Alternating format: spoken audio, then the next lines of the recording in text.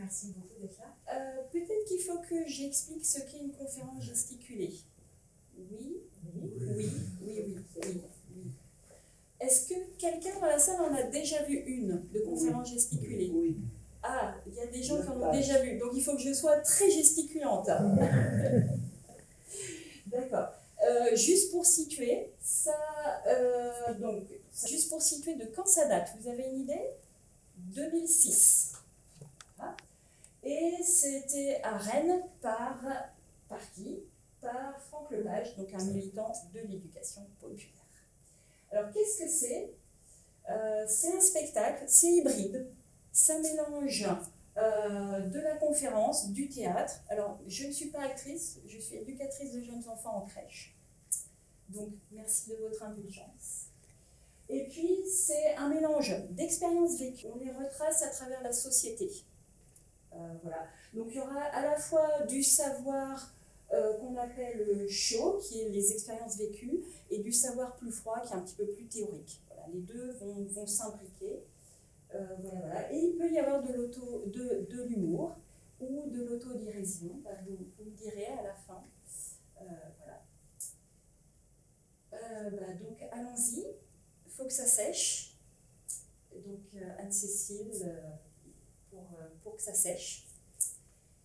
Et c'est autour de mon parcours de dyspraxique et de dyslexique. Et donc l'idée en fait c'est de dire faut que ça sèche. D'accord? Très bien. La conférence, elle commence sur mon lieu de travail à la crèche.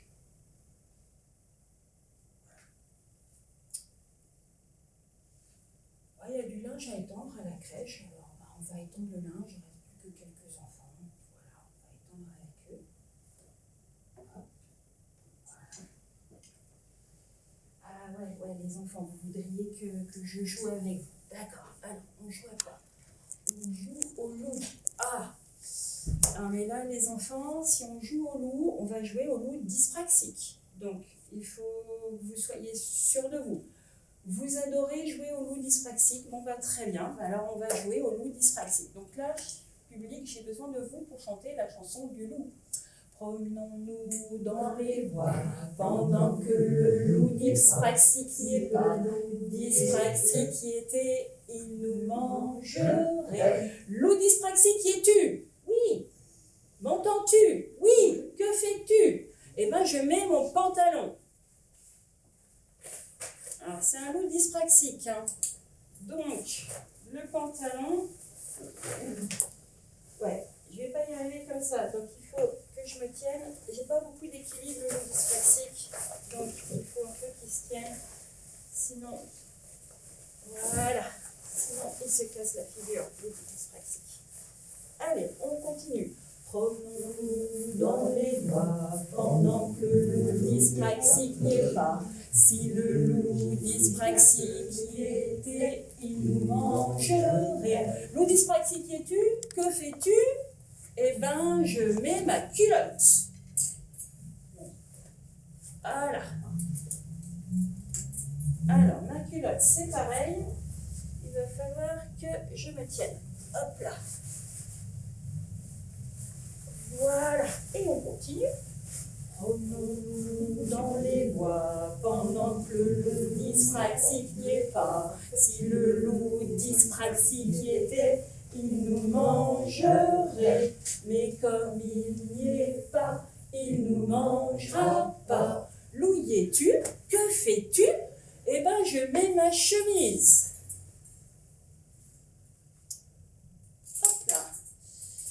Alors moi je suis le loup dyspraxique, hein, donc ma chemise, elle est prête et je vais l'enfiler comme un t-shirt.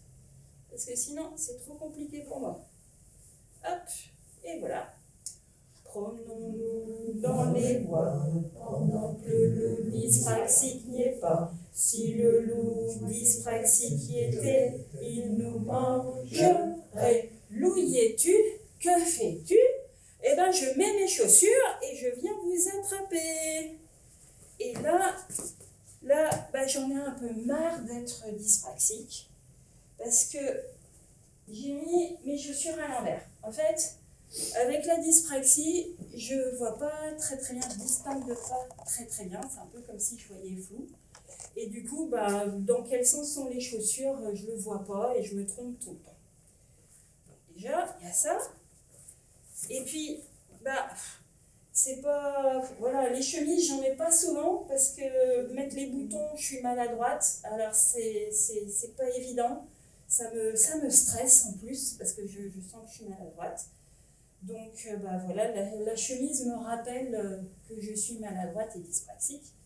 Et puis, donc, je lance. Voilà, hop, ça, j'y arrive. Voilà. Et puis l'autre truc, je vous ai entendu, bah ouais, mais j'ai mis ma culotte par-dessus le pantalon. Mais ça, c'est pareil, c'est avec la dyspraxie, j'arrive pas à m'organiser, j'arrive pas à bien planifier les choses, et du coup, je mets les trucs à l'envers. Ça, c'était surtout quand j'étais plus jeune, mais sinon, dès qu'il faut s'organiser, c'est compliqué, quoi. Je demande à quelqu'un, ou ça me prend du temps, faut que je me concentre. Enfin, voilà. Et puis l'autre chose aussi, c'est que j'ai pas beaucoup d'équilibre avec la dyspraxie, donc en général, il faut que je me tienne si il faut que je commence à faire des choses d'équilibristes. En fait, ça, je peux le laisser là. Et puis, je vais enlever ça aussi, parce qu'il fait chaud, et sinon, je vais un peu trop chaud. Voilà. Et donc, je vous disais, je travaille en crèche avec des enfants. Alors, je vais essayer de mettre les chaussures et de parler en même temps, mais je pense que ça va être compliqué. Et donc, ce que j'aime à travailler avec les enfants, c'est que j'aime beaucoup leur parler. Et alors, c'est un peu paradoxal, parce qu'enfant, ça veut dire celui qui ne parle pas. Et je pense que si j'aime bien parler aux enfants, qui donc sont en train d'apprendre à parler en fait, c'est parce que je suis aussi dyslexique phonologique. Donc on peut cumuler les troubles 10, et donc je cumule les deux. Alors qu'est-ce que ça donne, la dyslexie phonologique ? Par exemple, quand je suis dans le tram, à Strasbourg, mais ça pourrait être à Brest aussi, hein, il y a un tram maintenant à Brest, et les gens autour de moi, donc je suis là, debout, dans le tram, il y a plein de gens autour, et puis les gens, ils parlent entre eux assez fort, et en fait, je ne sais pas quelle langue ils parlent. Parce que j'entends le son en continu, et il n'y a pas de coupure dans le son. J'entends et donc, il faut que je me concentre, que je dise à mon cerveau, concentre-toi, essaye de découper là, les phrases qui arrivent pour savoir quelle langue il parle. Et du coup, je me concentre et puis je fais « Ah ouais, mais là, on dirait un peu du russe. Ah, mais là, en fait, c'était du français. Tiens, il parle en français, en fait. » Donc, c'est ça qui se passe pour moi. Et les conséquences, c'est que comme j'entends pas bien les phrases, j'entends pas bien les mots, donc très souvent, je les traduis en images pour pouvoir les manipuler. Donc ça ralentit beaucoup mon langage. Et donc quand je parle rarement très rapidement. Donc c'est un peu pas forcément très agréable pour les autres. Et puis l'autre chose, c'est que je cherche beaucoup mes mots. Parce que je manipule mal les mots. Je manipule mal les phrases aussi. J'ai beaucoup d'hésitation. Et donc avec tout ça, quand j'ai commencé à écrire cette conférence gesticulée, je me suis dit, mais comment... Bon, j'y vais, ok, je me lance, mais comment je vais faire pour pouvoir parler comme ça devant tout le monde pendant 1 heure, et puis me souvenir du texte, me souvenir déjà de ce que je dois dire. Et j'ai des anti-sèches un peu partout, voilà. Ici, un petit peu là aussi, voilà. Alors, est-ce que vous l'avez anti-sèche, sèche-linge, et il faut que ça sèche. Voilà. Grâce à mon anti-sèche, je sais quelle est la suite, c'est super.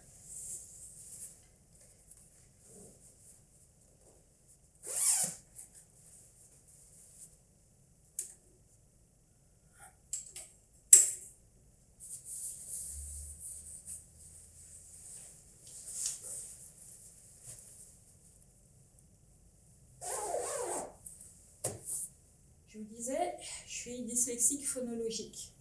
Quand je discute avec quelqu'un, pour moi, c'est un peu comme si j'étais dans un duel, comme au western. Et alors la personne qui me parle, elle a ça. Tiens. Elle a ça. Un magnifique pistolet. Tout beau, tout rutilant, efficace, magnifique. Et elle me parle.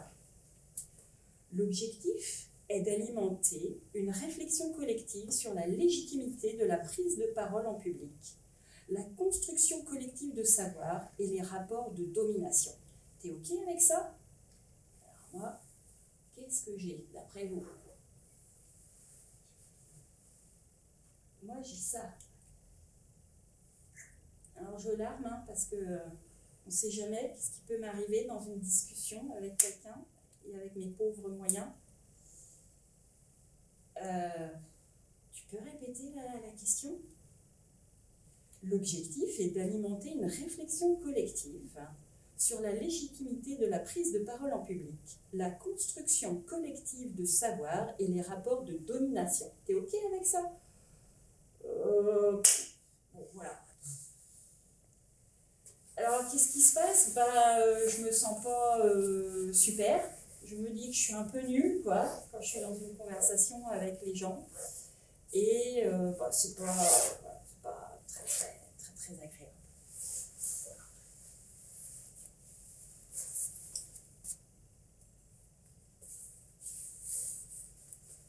Donc, je me sens différente, je me sens nulle, pas à ma place. Mais, nous avons la loi de 2005 qui va tout changer, qui a déjà changé des choses. Et donc, on va reconnaître mon handicap, on va m'accepter comme je suis, on va s'adapter à moi et ça va être merveilleux. Cela dit, il y a quand même des choses qui sont compliquées avec cette loi de 2005. Et avant d'aller sur ces choses compliquées, on va voir un petit peu au niveau des lois sur le handicap, qu'est-ce qui a été fait. Alors, vous avez une petite idée de quand ça date, les premières lois pour inclure les gens qui sont en situation de handicap? Alors, ça date de 1909. Alors, je pense que si j'appuie là, oh là là, c'est super. Ça date de 1909. Et là, en fait, on s'est dit, il y a des gens qui ne travaillent pas, ils sont à la charge de la société, on va créer des écoles pour qu'ils aient un travail et qu'ils ne soient plus à la charge de la société. Donc, voilà. Dans les villes, on a créé des écoles pour apprendre aux gens à être balayeurs, par exemple, et dans les campagnes, pour apprendre aux gens à aider à la ferme. Voilà. C'était le début. En 1975, on s'est dit, oui, non, mais en fait, c'est pas de leur faute, ces personnes-là. Donc, on va mettre en place un système de compensation et de solidarité. Donc là, on a parlé d'intégration. Bien. Et puis ensuite, est venue la loi de 2005, où là, on a parlé d'inclusion. Donc là, ça veut dire que c'est plus uniquement à la personne en situation de handicap de s'adapter, mais c'est au système aussi de s'adapter. Donc cette loi, elle dit, donc c'est la loi pour l'égalité des droits et des chances, la participation et la citoyenneté des personnes handicapées. Et entre autres, elle affirme le droit de tout élève en situation de handicap à accéder à l'éducation. Qu'est-ce qui se passe? Parce que là, on est sur de l'inclusion en 2005. Donc en fait, si on parle d'intégration, c'est là un petit peu cette situation-là où on a 3 personnes qui veulent regarder un match et une palissade, ils ont chacun une boîte pour grimper dessus. Donc là, on est dans de l'intégration. Il n'y a pas grand-chose à faire, juste à avoir les caisses. On donne une caisse à chacun, et puis débrouillez-vous, et puis voilà. Est-ce que ça règle le problème de tout le monde? Pas vraiment, parce qu'il y a un petit là qui ne voit rien, et puis un grand qui finalement, peut-être qu'il aurait eu besoin de rien. Quand on parle d'inclusion, là, les choses se compliquent, parce que du coup, on donne en fonction des besoins. Et donc, il faut évaluer le besoin. Donc là, on a bien donné 2 boîtes au petit qui peut voir, et puis rien du tout au grand qui peut voir. Et donc la question, c'est comment on va faire pour... oui, c'était ça. Comment on va faire pour reconnaître qui a besoin de quoi? Et si on est dans une société où les gens ne savent pas reconnaître qui a besoin de quoi, bah, on ne va pas être dans l'inclusion, on ne va pas pouvoir appliquer cette loi de 2005. Donc ça, c'est ce que j'appelle l'effet de banalisation, ce dont on va voir un petit peu après. La deuxième chose aussi qui va se passer, c'est si on dit à la personne « Ah oui, mais en fait, toi, tu n'as pas besoin de 2 caisses, tu es un fraudeur », bah, du coup, on ne va pas être dans l'inclusion. Et donc, il y a cet accompagnement à faire sur bah non, on n'est pas des fraudeurs, on a besoin d'adaptation. Et donc, comment ça se passe, tout ça. Et puis après, il y a au travail. Au travail, il faut être rentable. Et donc, comment on fait pour adapter cette loi de 2005 si on reste dans une idée de rentabilité. Voilà. Donc, on va voir banaliser un fait, la hantise du fraudeur et l'injonction de performance par rapport au travail. En résumé, la loi de 2005, c'est une loi OK, aux intentions tout à fait louables, mais si on n'accompagne pas pour qu'elle soit mise en place, si on ne forme pas les gens, eh ben, ça va être compliqué de la mettre en place. Voilà. Ceci posé, je ne sais pas vous, et moi, j'aime bien étendre le linge. J'aime bien étendre mes chaussettes. J'aime bien les étendre sur je ne sais pas comment ça s'appelle ça, de rails, de barres, voilà. Alors j'aime bien étendre le linge parce que du coup, je pars sur des notions de physique, j'adore ça, puis je me dis, ouais, mon linge il est mouillé, il faut que l'eau qui est là-dedans, ça passe dans l'air, donc si je le mets sur 2 rails, ça va mieux sécher et tout. Puis surtout, ce que j'aime bien, c'est que après, le linge il sent bon quand il a séché vite. C'est ça l'idée, quoi, c'est que ça sèche vite et que ça sent bon. Voilà.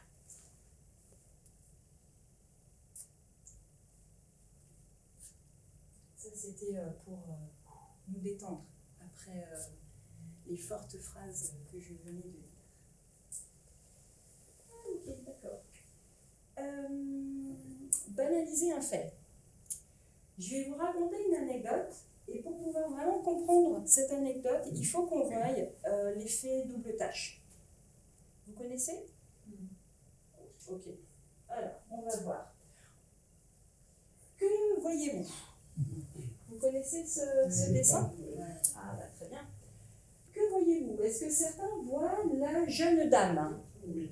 Est-ce que certains voient la personne âgée ? Oui. Est-ce que vous voyez les deux en même temps ? Non. Non, c'est ça. Ah. Alors vous pouvez voir l'une après l'autre, mais pas en même temps les deux. Je vous montre. Alors là, j'ai fait en rouge les traits pour voir la jeune dame. Donc là, il y a son nez, là, il y a le menton, là, il y a son oreille. Elle est de profil. Pardon, j'ai pas dit elle est de profil. Là, il y a un chapeau, et là, ses cheveux. D'accord ? Et maintenant, la personne plus âgée, elle est là, elle est un peu moins de profil, mais quand même aussi. Donc là, il y a son œil, là, il y a son nez, là, il y a un menton ici, sa bouche ici, et là, des cheveux blancs ou bien une capuche. Ok pour tout le monde ? Vous voyez ? Donc l'idée, c'était de vous mettre en situation où c'est impossible pour vous de voir les deux en même temps. Je dis bien en même temps. Et c'est ça l'effet double tâche, c'est une impossibilité de faire plusieurs choses en même temps. Ok ?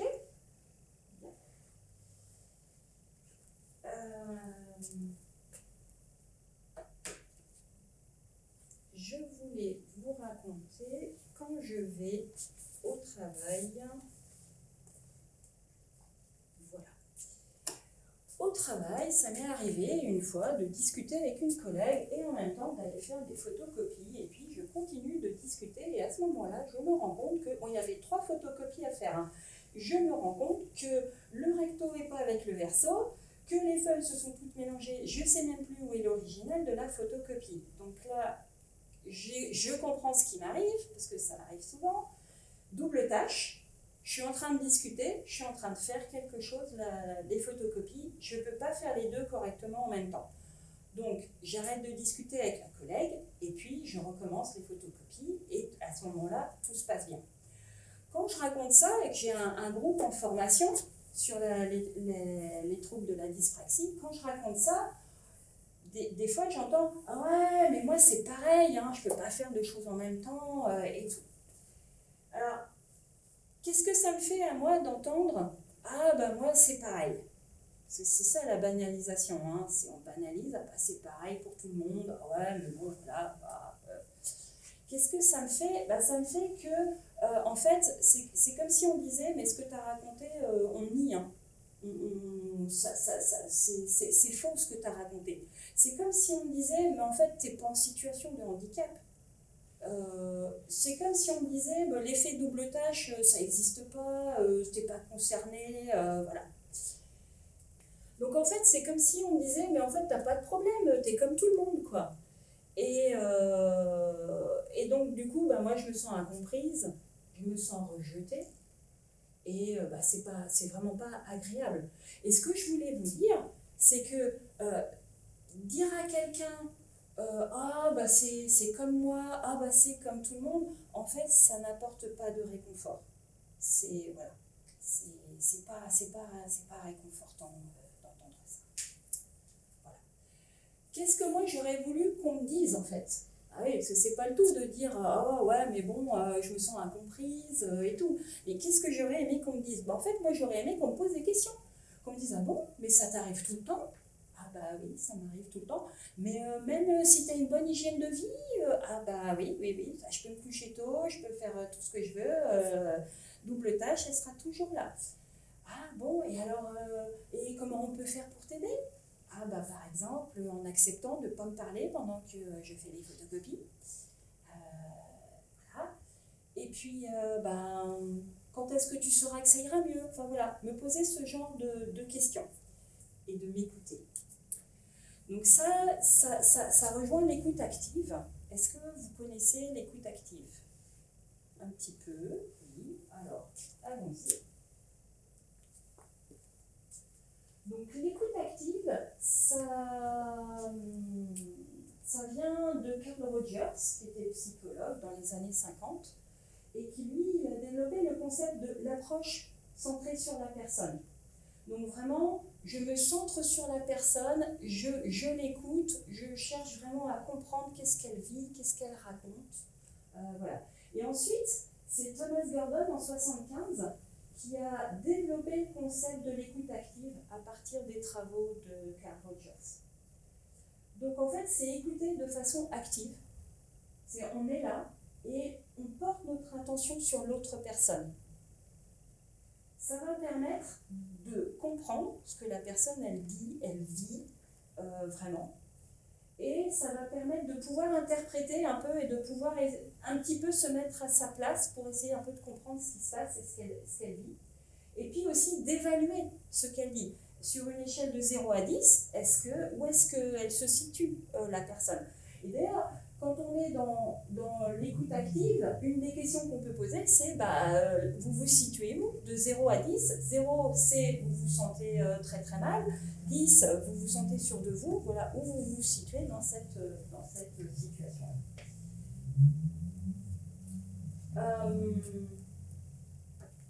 Donc ça, voilà, je le redis, banaliser, ça n'apporte pas de confort. Et puis vraiment, nous poser des questions pour savoir vraiment qu'est-ce qui nous arrive, et puis si c'est tout le temps comme ça, et puis qu'est-ce qu'on ressent, ça, on se sent soutenu et écouté. Et ça peut permettre après d'évaluer dans quelle situation de handicap on se trouve, et puis après de mettre des adaptations en correspondance. Alors évidemment, écouter activement, je conçois bien que c'est pas évident. Pourquoi c'est pas évident? Parce que déjà, il va falloir vraiment écouter la personne, il va falloir lui poser des questions, donc ça prend du temps. Des fois, on n'a pas le temps. Donc dans ces cas-là, on peut remettre à une autre fois où on aura du temps. et puis relancer le sujet. L'autre chose aussi, c'est que ça prend de l'énergie, parce qu'il faut vraiment écouter la personne et vraiment être présent. Et donc, des fois, on est fatigué, et puis là, pareil, hein, on peut reporter à une autre fois. Et puis, tout simplement dire, là, je suis fatiguée, on en discute une autre fois. L'autre chose aussi, c'est que il y a beaucoup d'émotions, hein. On va aussi écouter les émotions de la personne, et donc, on n'est pas tout le temps en situation de pouvoir, comme ça, recevoir des émotions et des faits aussi. Donc, là, c'est pareil, on peut aller se recharger et puis rediscuter à un autre moment avec la personne. Puis il y a encore une autre chose, c'est notre culture. Nous, on est beaucoup dans la culture de l'action. Quelqu'un nous raconte « Ah, j'ai des difficultés, là, la photocopieuse, à discuter en même temps et tout », et on va plutôt dire « Ah ouais, écoute, t'as qu'à arrêter de parler avec la personne, et puis tu fais des photocopieuses, ou alors t'as qu'à donner tes photocopies à faire à quelqu'un, et puis voilà. » Donc on est plus dans il faut trouver des solutions, il faut dans l'action, il faut voilà. Voilà, à nous de nous poser et d'écouter peut-être avant de proposer des choses et avant d'agir aussi. Voilà, peut-être. Alors au bac, on passe le grand oral. Et moi je dis, à quand passera-t-on aussi la grande écoute active au bac? Voilà, j'attends.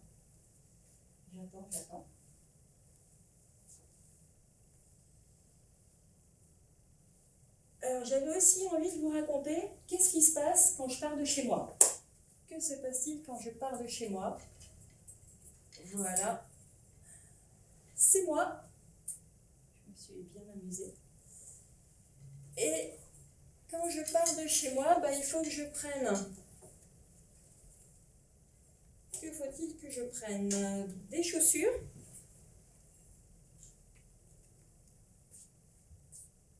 Et donc je mets mes chaussures. Normalement, si je fais ça, ça tient. Pas mal. Je mets la deuxième chaussure. Normalement, si je fais ça, ça tient. Voilà, et puis je mets mon blouson. Voilà.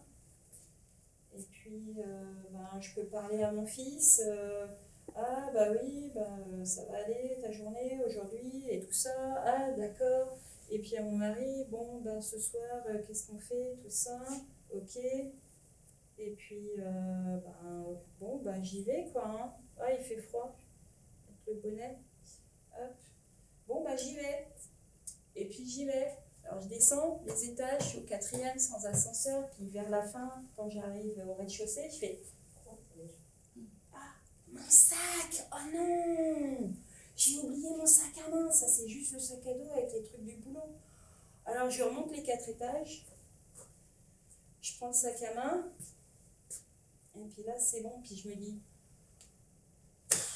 double tâche, quoi. J'aurais pas dû parler à mon fils, j'aurais pas dû parler à mon mari, parce que pourtant, tous les jours, hein, c'est les mêmes habits, ils sont toujours au même endroit et tout, mais si je parle en même temps, j'oublie quelque chose. Et surtout, ce que je voulais dire, c'est que c'est pas la même chose de préparer ses affaires le soir. C'est pas la même chose. Pourquoi c'est pas la même chose? Parce que j'y peux rien. Je peux rien y faire. Il n'y a pas de médicaments pour ça. Une très bonne hygiène de vie, ça ne résout pas le problème. Mettre une affiche avec tout ce qu'il faut que j'oublie pas dans le couloir, ça ne réglera pas le problème parce que double tâche, si je discute avec quelqu'un, de toute façon, je ne regarderai pas l'affiche. Et puis, l'autre chose, c'est que c'est tout le temps comme ça. À chaque fois, ça arrive. Et c'est ça aussi qui est usant et qui renvoie aussi à du handicap et à être un peu inférieur aux autres, c'est que ça arrive tout le temps. C'est systématique. Voilà. Alors, je vous ai choisi des exemples qui sont assez faciles à banaliser.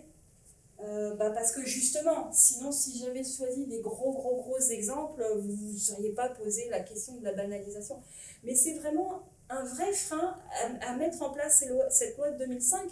C'est-à-dire, est-ce que la personne, elle est en situation de handicap? Et puis, dans quelle échelle? Et du coup, qu'est-ce qu'est-ce qu'on va mettre en place pour elle et est-ce qu'on va mettre en place quelque chose.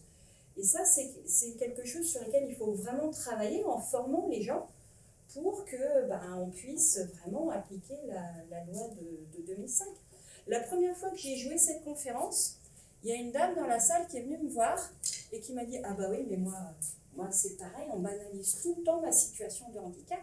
Alors moi, je ne me laisse pas faire, hein. Je dis aux gens, quand vous courez après le bus et que vous arrivez tout essoufflé, vous ne vous dites pas « mais je suis myopathe ». Vous ne dites pas ça.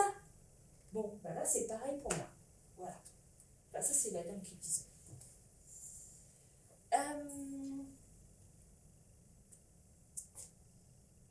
Là, je me suis beaucoup amusée. J'ai découvert que c'était très dur de faire des sculptures parce que le métal, il est tout fin, mais en fait, il résiste beaucoup. Et les cintres, avant, c'était pas mes amis. Ça l'est devenu. Et donc, je me suis bien amusée en faisant ça. Alors, pourquoi le cintre, c'est pas mon ami? Parce qu'en fait, avec la dyspraxie, très souvent, au début, je faisais ça. Ouais, non, il n'est pas bien fait. Parce qu'en fait, il est lesté d'un côté, donc évidemment, voilà. Et je faisais ça comme ça tombait. Pourquoi? Parce qu'en fait, mettre un vêtement sur un cintre, c'est pas si facile que ça. Et je vous disais, avec la dyspraxie, il faut tout bien coordonner. Et en fait, il faut mettre le cintre, et puis là, remonter le cintre, sinon le vêtement, il tombe par terre. Et après, on peut mettre le deuxième côté, et puis là, voilà, ça tient bien. Donc, il y a des gestes à faire dans un certain ordre avec, voilà. Et ça, il faut vraiment que je l'apprenne par cœur et que je m'entraîne. Et une fois que je suis entraînée, voilà, c'est tout bon. Je sais bien utiliser les cintres. Et c'est super parce que comme ça, je peux suspendre sur cintre et ça rejoint mon idée que ce soit très très bien aéré. Je peux en mettre partout. Voilà. Et ça rejoint l'idée que mon linge va sécher vite et sentir bon. C'est super. Donc là, pour le t-shirt, moi je fais par l'ouverture en bas. Je remonte. À chaque fois, je me dis tout ça dans la tête. Je vais chercher la tête et normalement, ça tient et c'est pas mal. Voilà. Et comme ça, je peux étendre tout ça et c'est super.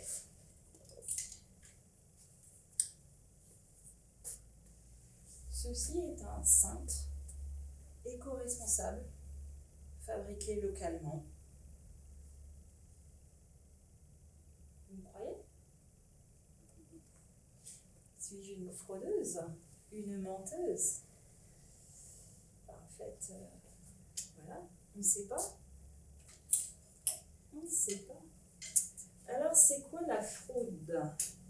Là, il faut que je lise la définition parce que sinon, je vais donc à l'antise du fraudeur, n'est-ce pas? Alors, je vous lis la définition. Donc, c'est une tromperie, un acte de mauvaise foi par lequel on lèse quelqu'un en se soustrayant au règlement. Donc, en fait, on a un avantage sans y avoir droit, et c'est au détriment d'autres personnes. Alors, pour le dyspraxie, qu'est-ce qui peut se passer? Il pourrait se passer, par exemple, que j'aurais un avantage, avoir un temps supplémentaire pour passer mon examen, et puis qu'en fait, je ne serais pas suffisamment dyspraxique pour l'avoir, et donc je serais une fraudeuse, et ça lèse les autres personnes qui n'ont pas ce temps supplémentaire. Voilà, c'est un peu ça l'histoire. Alors, parler de fraude, c'est quand même sujet un peu houleux. Je ne sais pas si c'est le bon mot, houleux, mais bon, vous me direz après si c'était bien casé ce mot-là. Parce qu'en fait, oui, non mais d'accord, mais quand on passe le bac, on ne va pas brader le bac à tous ceux qui demandent une adaptation. On ne va pas donner un examen comme ça avec des adaptations au premier qui le demande. Ça, c'est des choses qu'on entend. Et là, moi, je dis, faut que ça sèche quand même. Parce que, non, on est en situation de handicap. Et on a vraiment besoin de ces adaptations. Et là où moi je dis que les personnes en situation de handicap qui sont soupçonnées de fraudeurs, ben en fait, ils ne sont pas des fraudeurs. Ce sont même eux, bien souvent, qui sont lésés. Pourquoi? Déjà, parce que c'est compliqué de demander des aménagements aux examens. Donc en fait, même si vous avez un dossier à la MDPH, est-ce que tout le monde sait ce que ça veut dire MDPH? La Maison départementale des personnes en situation de handicap. J'ai eu bon? Oui, j'ai bon. Même si on a un dossier à la MDPH, on n'a pas du tout automatiquement des aménagements aux examens. Il faut les demander à une autre personne, au médecin scolaire, et il faut faire un autre dossier. Ce qui fait que souvent on n'est pas au courant, tout simplement. Donc en fait, on va après nous traiter de fraudeurs, mais en fait on n'était pas au courant que ça existait, donc on a tenu comme on a pu, et puis finalement, quelqu'un nous en informe, et à ce moment-là, on fait les démarches pour. Deuxième chose aussi qui arrive, c'est que il faut, ça veut dire quand même que je vais dire là devant tout le monde, puis ça va se voir aux examens, parce que je vais avoir un ordinateur par exemple, alors que les autres n'en ont pas, je vais avoir un temps supplémentaire, donc je vais rester, alors que tous les autres partent, donc on va bien se rendre compte que je suis différent, et donc ça il faut l'accepter. Donc il y a beaucoup de gens qui ne vont pas faire de demande aux examens, alors qu'ils en ont besoin, hein, mais tout simplement parce qu'ils n'osent pas. Et c'est que in extremis, quand vraiment ça va plus du tout, et que leur entourage leur dit allez, là, il faudrait quand même faire cette demande, que là, ils le font, puis à ce moment-là, ils se retrouvent traités de fraudeurs. Et puis l'autre chose aussi qui est compliquée, c'est que il faut expliquer. Parce qu'il faut remplir un dossier en expliquant pourquoi. Alors évidemment, il y a les diagnostics qui sont là, il y a la partie médicale qui est là, mais il faut quand même expliquer. Et là, savoir expliquer ces difficultés, c'est pas évident, parce qu'on peut se sous-estimer ces difficultés, et puis là, du coup, il n'y aura pas d'adaptation. Ou alors, on peut surestimer ces difficultés, et du coup, au niveau de l'orientation après, future ou professionnelle, enfin, je veux dire, dans les études ou professionnelles, du coup, ça peut un peu, des fois, nous couper l'herbe sous le pied, si on surestime nos difficultés. Donc tout ça pour dire que c'est vraiment compliqué et que c'est pour ça que je dis les gens qu'on traite de fraudeurs, mais ils ne sont pas fraudeurs, ils sont en situation de handicap, ils ont des diagnostics.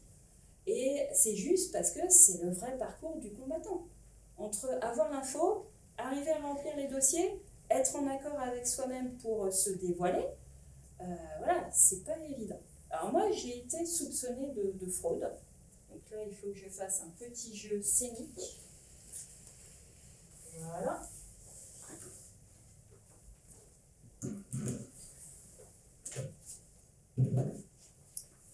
Donc j'étais à la fac en maîtrise et puis donc je suis allée demander mon temps supplémentaire.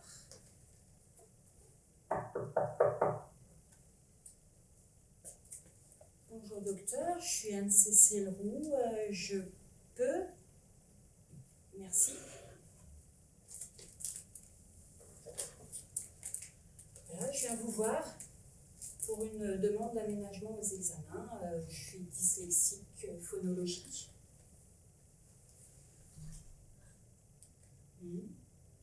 Dyslexique. Oui, et depuis la primaire, j'ai des difficultés à comprendre ce que je lis et puis aussi à rédiger. Et donc jusqu'à maintenant, je me suis débrouillée en travaillant beaucoup plus, en redoublant aussi beaucoup. Et, mais là, pour la maîtrise, ça ne va pas du tout. J'ai vraiment besoin de ce temps supplémentaire.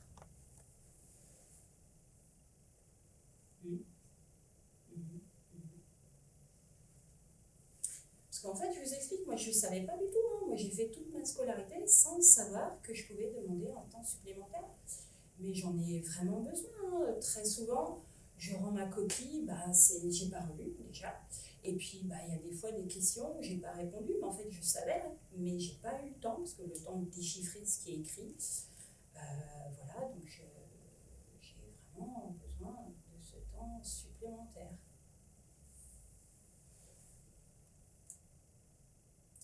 Non, vous n'aurez pas de tiers-temps. Mais pourquoi? Je vous dis que j'en ai besoin. Ça me prend trop de temps à lire et à rédiger. Et puis, je vous ai apporté mes diagnostics, voilà, par l'orthophoniste. Voilà, mes difficultés, elles sont réelles. Pourquoi vous ne voulez pas m'accorder ce temps supplémentaire? Vous n'en avez pas besoin. Vous n'avez jamais demandé avant. Mais enfin, je vous dis que je ne savais pas.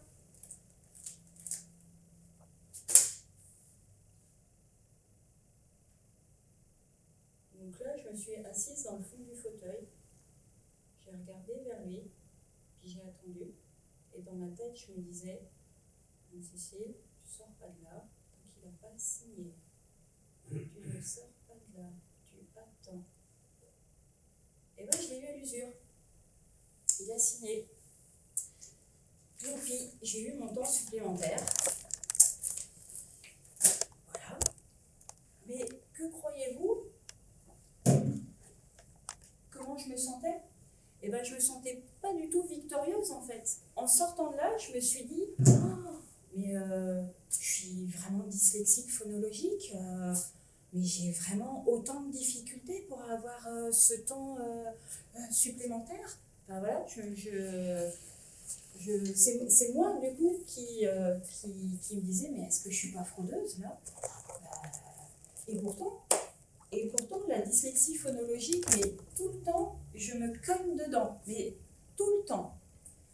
Donc, je vous raconte ce qui m'est arrivé quand je préparais cette conférence gesticulée. Premier jour, on se réunit, donc on était un groupe, et on pose les règles, on échange, voilà. Et puis, comme ça durait toute la journée, il y avait des pauses, et donc pause. Et donc, il faisait beau dehors, parce que c'était en octobre, la première session d'une semaine. Et je me dis, je vais profiter quand même qu'il fait beau. Allez, je vais faire un petit tour dans le quartier. Donc, je fais un petit tour dans le quartier et je tombe sur ça. Sur ça. Alors, je lis, puis je fais, mais c'est trop génial ce tag! Liberté, égalité, sonorité. Je lui dis, alors, il y a la devise de la France, et puis alors sonorité, le son, la musique, la Marseillaise. Donc dans ce tag, il y a à la fois l'hymne, il y a à la fois la devise de la France. Je dis, génial, vraiment super génial. Je rentre, je retrouve le groupe, et puis là, tout en discutant, il y a quelqu'un qui dit, ah ouais, mais ce serait bien quand même qu'on soit dans la sororité. Je fais, oula, attention, s'il vous plaît, sororité, c'est quoi? Ça veut dire quoi? Là, je ne connais pas. Et donc là, on m'explique que sororité, c'est l'entraide entre femmes, c'est l'équivalent de la fraternité. Alors je fais, chouette, dis donc, j'ai gagné ma journée, j'ai appris un nouveau mot, super. Et que croyez-vous qu'il arriva? Pause, toujours il faisait beau, et je ressors faire le tour dans le quartier. Et là, je regarde le même tag et je lis liberté, égalité, sororité. Ah, punaise! Ah là là là là là là! Je suis vraiment dyslexique phonologique en fait. Quand je ne connais pas un mot, je le déforme, je ne le lis pas comme il est. Et j'ai sonorité, sonorité, ça je connais comme mot, quoi. Ça allait bien là dans mon histoire, dans mon petit délire que je me suis faite en fait. Donc voilà, j'ai bien rigolé toute seule. Je suis rentrée et j'ai dit aux autres, je pense que là j'ai un truc pour ma conférence gesticulée. Là. Je pense que j'ai un truc. Je ne sais pas comment je vais l'intégrer, mais voilà. Voilà, donc en sortant de chez ce médecin, je me sentais un peu fraudeuse, mais en fait je ne le suis pas, quoi. Je suis incapable de lire une phrase sans transformer les mots et sans transformer le sens de la phrase. Je dois les relire 3 ou 4 fois pour arriver à avoir vraiment le sens voulu. Donc voilà. Dans la vie de tous les jours, c'est pas forcément trop grave, mais sur un examen, c'est sanctionnant. Voilà. La hantise de la fraude, je ne peux pas y faire grand-chose. Voilà. c'est un peu comme ça. Hein. Si le médecin il dit que je suis fraudeuse parce que j'ai jamais demandé avant, bon, bah, je ne peux pas y faire vraiment grand-chose. Enfin, je vois pas très bien. Par contre, quand même, par rapport aux examens, on a une réflexion à avoir, une réflexion sociétale. Ça se dit sociétale? Ouais, ok, ça va, c'est bien. La réflexion, c'est quoi un examen? Ça sert à quoi? Qu'est-ce qu'on veut y mettre dedans? Parce que si l'examen, il est là pour dire si la personne a des compétences et est capable après de faire un métier, et bien à ce moment-là, la personne va en formation, va passer son examen, pardon, et puis on se dit, bah tiens, là on peut adapter. Et puis, là on peut pas trop adapter, voilà. Mais c'est vraiment en fonction du métier après. Par exemple, moi, avec ma dyslexie phonologique, je me suis toujours dit, je ne vais jamais faire un métier où il faudrait être au téléphone et bien comprendre ce que disent les gens, puisque quand les gens parlent, c'est bababababababababababa. Donc je me suis dit, voilà, ça ne va pas le faire, je ne vais pas faire ça. Voilà. Donc adaptation, je ne choisis pas ce genre de métier et je ne vais pas passer des examens comme ça. Voilà. Par contre, si passer des examens, c'est comment dirais-je, c'est avoir le droit de passer cet examen, c'est une question de sélection en fait. Je ne trouvais plus le mot.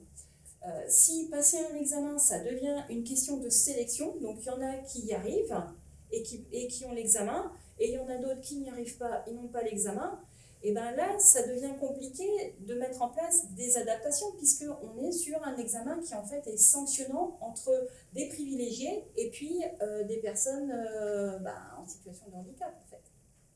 Donc là, voilà, il y a à réfléchir là-dessus, ma foi. Je pense que vous savez, pour moi, qu'est-ce que représente un examen. Moi, je suis plutôt pour dire que ça doit valider des compétences qui, après, seront utilisées professionnellement. Et puis, qu'on adapte. Voilà. Moi, je vous disais, avec la dyspraxie, j'ai des problèmes de vue, je vois flou. Et travailler en crèche, ça le fait. Hein. Voilà, j'arrive à voir les enfants. Et puis, dès qu'ils bougent, au contraire, c'est là où je vois mieux. Donc, voilà. Tout va bien. Est-ce qu'il y aurait un examen où on plie du linge? Un examen où on plie du linge. Alors moi, avec la dyspraxie, je ne suis pas une grande plieuse de linge.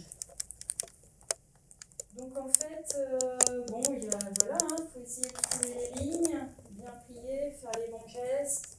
Bon, je m'en sors pas trop mal, hein. Je m'en sors pas trop mal. Bon, sinon, j'ai une technique, c'est la technique du carton. Voilà, donc on a un carton au bon gabarit. On le pose sur son t-shirt, et puis là, du coup, c'est le carton qui nous dit où nous arrêter, jusqu'où aller. Je ne l'ai pas mis assez haut, mon carton, mais c'est pas grave, ça va le faire quand même. Voilà, et après, soit je laisse le carton, ça part en valise, et puis voilà, soit sinon, j'enlève le carton par le haut. J'espère que je vais y arriver parce que j'ai mis le carton un peu bas. Hop. Bon, voilà, je l'ai mis un petit peu bas, mais voilà, voilà, je replie comme ça. Mais si, c'est parfait. Oh, super, parfait. Et alors, les chemises, j'ai une technique très très rapide pour plier les chemises. Hop, voilà, moi je ne m'embête pas. Je mets quelques boutons où ils sont déjà mis, puisque voilà. Et puis là, je fais hop, hop, en croix. Et voilà, et c'est plié. C'est un peu le principe galette, en fait. Et après, ça va dans la valise et c'est tout. Voilà, ça c'est les astuces de dyspraxique pour arriver à faire les choses. Alors, si on me demande d'aller plus vite pour plier. Alors, plus vite. Ouais, ça y est, voilà. Je m'en mêle déjà, là. Ah, plus vite. Voilà. Si on me demande d'aller plus vite, j'y arrive plus. Je me bloque même dans les mouvements à faire, dans l'enchaînement des mouvements. Et donc voilà, si je fais quelque chose à ma vitesse, ça va, j'y arrive. Si on me demande d'aller plus vite, ça devient compliqué. Alors, il y a deux définitions que j'adore et qui sont que la performance, c'est le résultat de ce que l'on fait. et la compétence, c'est l'art de ce que l'on fait. Voilà. Donc, on peut être compétent, l'art de ce que l'on fait, et la performance, c'est le résultat de ce que l'on fait. Donc, quand on est en situation de handicap, quand on est dyspraxique, est-ce qu'on va être employable?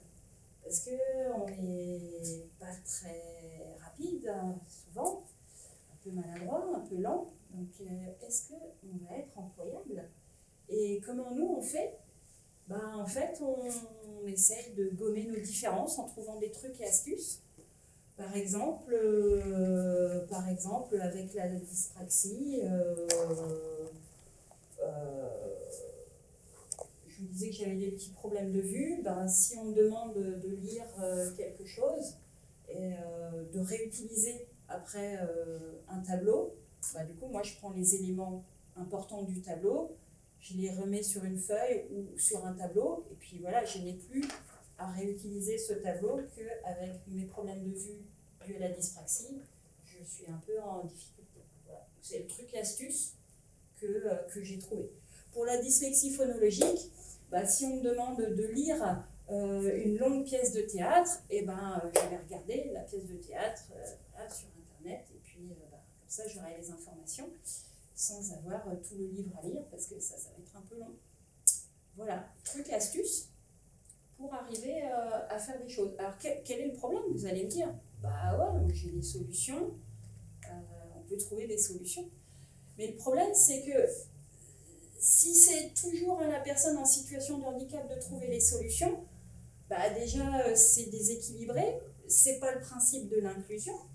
Et puis en plus, nous on est fatigué, quoi. À la fin de la journée, une personne en situation de handicap, un dyspraxique, à la fin de la journée, il est crevé. À la fin de la semaine, des fois, il passe son week-end à dormir pour récupérer. Donc c'est pas une super vie, quoi. C'est vraiment un frein à la mise en place de cette loi 2005, cette idée de société où il faut être rentable, où il faut produire. Voilà. Alors moi, j'ai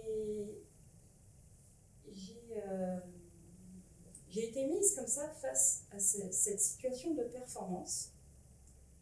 C'était quand j'étais en stage pour pouvoir travailler en crèche. Et donc la directrice m'a dit, écoute Anne-Cécile, tu mets trop de temps à changer les enfants, tu ne pourras pas avoir ton diplôme, c'est pas possible. Il faudrait que tu arrives à changer les enfants plus vite. Alors, j'ai regardé, puis j'ai fait, oui, mais je peux les changer plus vite. Hein. Si jamais il y a un enfant qu'il faut changer, puis il est déjà dans son repas, et donc du coup on veut le changer vite pour qu'il puisse finir son repas, je peux le faire. Voilà. Si jamais les enfants sont très fatigués et que il faut les changer vite et puis plus rapidement le groupe pour qu'ils puissent aller se coucher, ça je peux le faire. Là, elle m'a dit non, je voudrais vraiment que tu me montres si tu sais changer un enfant en 1 minute. Vraiment? Oui. Ok. Là, c'est les manches. Je vais avoir besoin de vous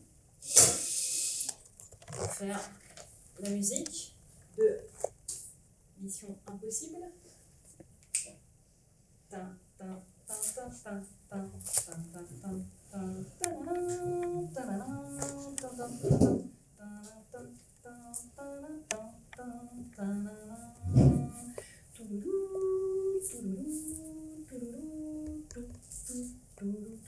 Et voilà, ça y est, fini. Et donc c'était fait en 1 minute. Super, génial. Alors, ce qui est étrange, c'est que je me suis pas, j'ai pas trouvé la situation si aberrante que ça. Par contre, ce qui m'a frustrée tout de suite, c'est qu'elle m'ait pas écoutée, qu'elle m'ait pas cru. Que quand j'ai expliqué que, oui, mais moi je prenais du temps parce que du coup, je parle à l'enfant, j'en profite pour voir si tout va bien, on communique, on rigole, voilà. Et quand je lui ai dit, oui, mais s'il faut faire vite, je vais faire vite, hein, je peux. Elle m'a pas cru. Donc c'est surtout ça qui m'a blessée, en fait. Et puis après, c'est en le racontant sur un temps de formation, par exemple, où là, durant la conférence gesticulée, où je me suis dit, mais en fait, c'est quand même fort de café, quoi, de demander ça à quelqu'un, de ne pas le croire, et puis, bah, comment dirais-je, je trouvais plus le mot, je trouvais plus le mot inclusion, c'est quand même bizarre, hein. Et puis, bah, on est loin de l'inclusion, on est loin de la loi de 2005, là où tout le monde est censé faire des efforts, accueillir, et puis voilà, quoi. Donc, voilà. Je voulais conclure, en fait, et en disant que où est-ce que j'en suis actuellement? Eh ben, j'en suis que je reste à militer pour que cette loi 2005 elle puisse vraiment s'appliquer le plus globalement possible. Et donc, bah, c'est pour ça que je suis là ce soir avec cet outil, la conférence gesticulée. Voilà. Et puis, il y a aussi des ateliers dans la peau d'indice que j'ai pu faire grâce à DFD. Donc, c'est une association, Dyspraxie France 10. Et puis, ben, en rejoignant cette association, pour ne pas rester seule, c'est là où je me suis retrouvée à découvrir les ateliers dans la peau d'indice, à réfléchir à qu'est-ce que ça représentait, et puis à voir aussi le manque de formation et d'information du public, des professionnels aussi. Voilà, et donc j'en arrive à continuer à faire ceci. Je voulais aussi remercier la coopérative La Braise. Alors, c'est en Alsace, c'est un peu loin d'ici, mais voilà, c'est vraiment eux qui m'ont beaucoup aidé, beaucoup épaulé pour arriver au bout de cette conférence. Parce que c'est tout un travail d'écriture, et quand on est dyslexique phonologique, plus dyspraxique avec de l'organisation un peu compliquée, eh ben, c'était vraiment très indispensable d'avoir ce soutien. Voilà. Et avant qu'on se quitte, on va chanter tous ensemble, s'il vous plaît. Vous allez comprendre. Alors, c'est sur...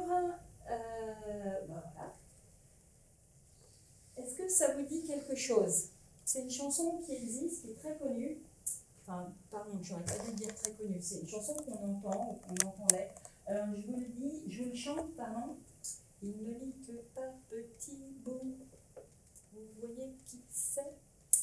Il jouait du piano debout, et pour moi ça veut dire beaucoup. Alors, les paroles, comme ça vous pourrez chanter avec moi. Tout le monde arrive à lire? Ok. Ne dites pas que les filles s'en foutent, ils aiment l'art de faire, c'est tout. Après de la performance, malgré leurs ressources immenses, ça nous dérange, ça nous dérange. Ne dites pas que les 10 ne valent rien, ils empruntent juste un autre chemin, plus sinueux, étrange, éloignant la performance, ça nous dérange, ça nous dérange. Il ne lit que par petits bouts, c'est peut-être pas assez pour vous, mais pour lui c'est déjà beaucoup. Ça veut dire que trop de lys lui perturbe la vue, c'est fou. Il ne lit que par petits bouts, détecter ses erreurs de flou, les corriger à chaque coup. Ça veut dire essaye de vivre, gère ta fatigue, ça vaut le coup. Il n'arrive pas à planifier, il ne sait pas où commencer. Il met un point d'honneur à tout anticiper.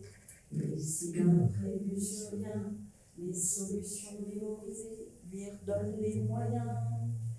Ici l'orthographe pleure quelquefois, le correcteur passe, elles ne sont plus là. Quand le relire est pénible, il fait appel à l'aide humaine, aide humaine. Il ne lit que par petits bouts, c'est peut-être pas assez pour vous, mais pour lui c'est déjà beaucoup. Ça veut dire que la pratique pour lui vaut bien mieux que tout. Il ne lit que par petits bouts, elle paraît aux experts comme vous, apprendre concrètement de vous, essayant de communiquer, pour le bis, vous comprenez. Merci.